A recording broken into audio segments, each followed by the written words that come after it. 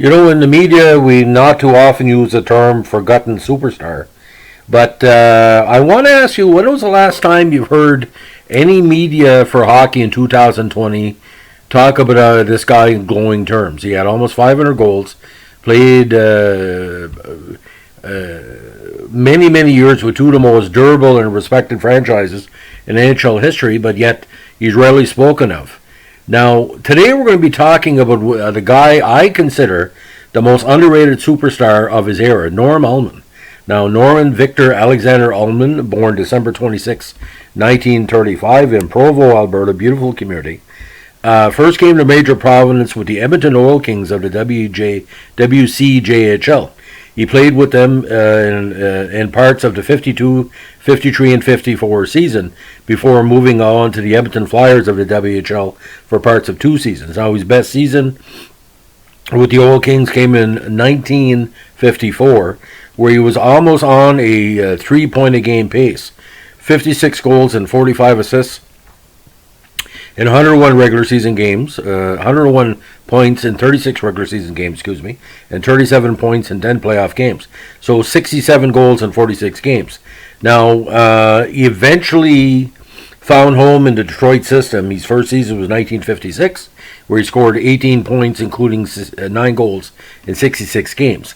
Now, 58 was his breakout year with 51 points in 69 games, including 23 counters.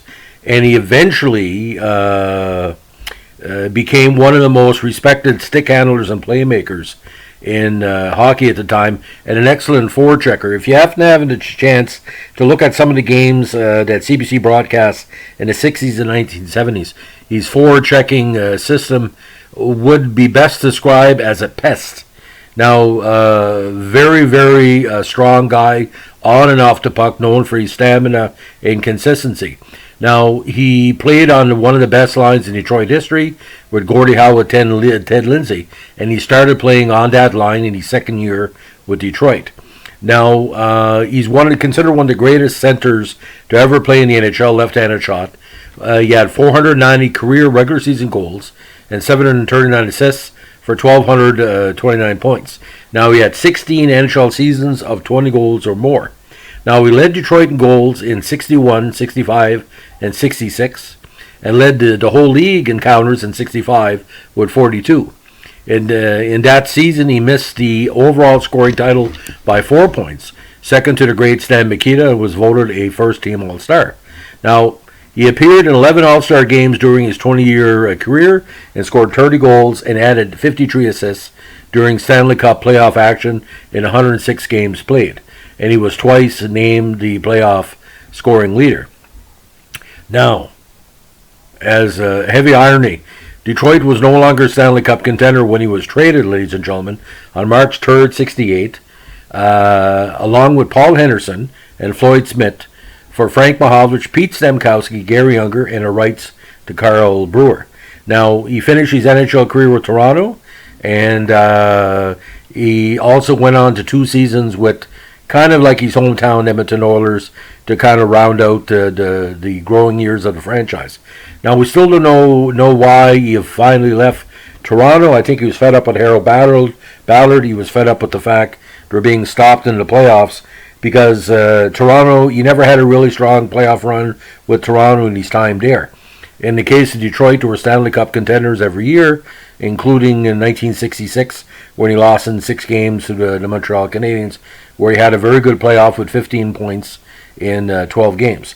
Now, in Edmonton, he had 87 points his first season, including 4 points in the playoffs. Second and final year, 43 points in 67 games, including 16 goals, and 3 assists in the playoffs. So overall, ladies and gentlemen, almost playoff and regular season, almost 1,700 games played, NHL and WHA. Again, 14-10, 490, 739, 1229 in the NHL, 83 points in the playoffs. And WHA, 47 goals in 144 games, 130 points, 7 assists in 9 playoff games.